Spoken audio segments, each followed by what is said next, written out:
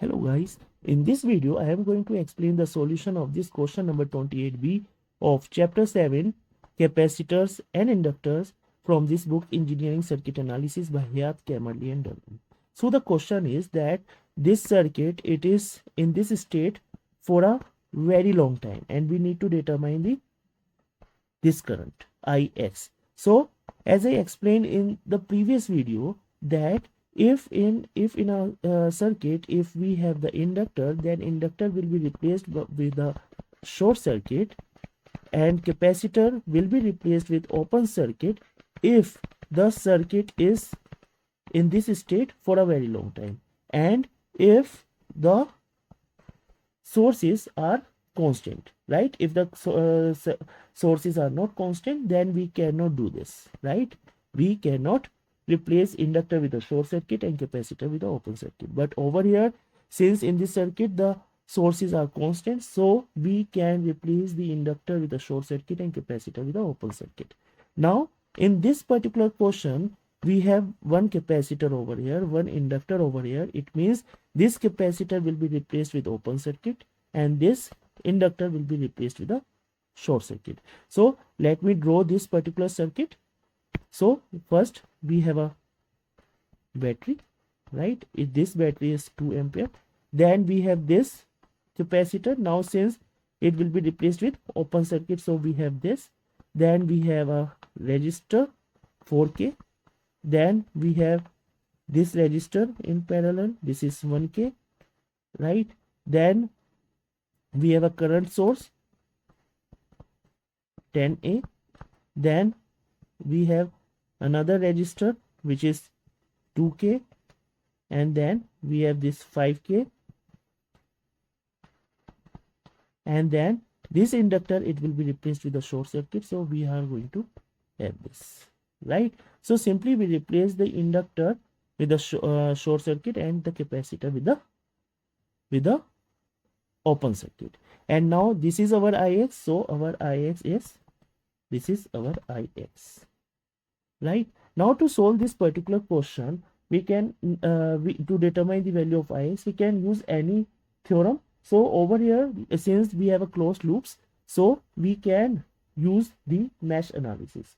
Now let me first remove this open circuit, so it will be like this. So simply it will be like this.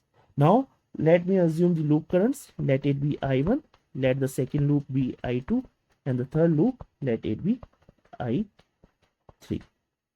Now in the first loop, since we have a current source, so it means the value of I1, like the current flowing in this branch, it is I1 and the battery is 2 ampere, so directly we can write that I1 is equals to 2 ampere. Now for the second loop, in this branch the current flowing is I2 and the value of the source is 10 ampere, so it means directly we can write that I2 is 10 amperes.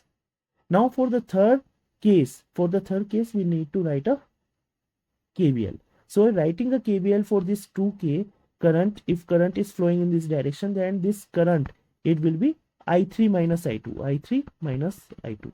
So it means 2 I3 minus I2, or since it is kilo ohm, so I can write 2 power 3, right? Now coming to this 5K, it is plus minus, so again plus 5 into 10 power 3 into I3. Only one current is flowing, I3 is flowing in this branch, so I3 equal to 0, right?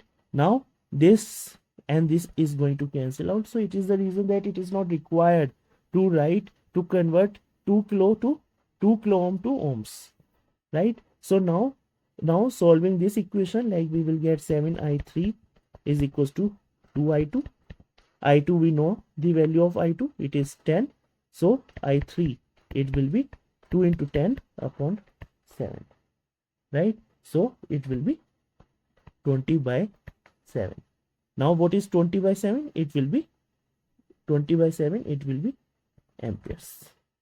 So with this I3, now if we look at a circuit, now in this branch the current flowing is I3, so our Ix, it will be equals to I3, right? So Ix will be equals to 20 by 7 amperes, or converting into decimal we will get 2.857 amperes, right? So this is the solution to this particular question number 28b of chapter 7. So if you have any doubt, you can put it in a comment box. Do subscribe my channel and share this video with your friends and colleagues. Thank you.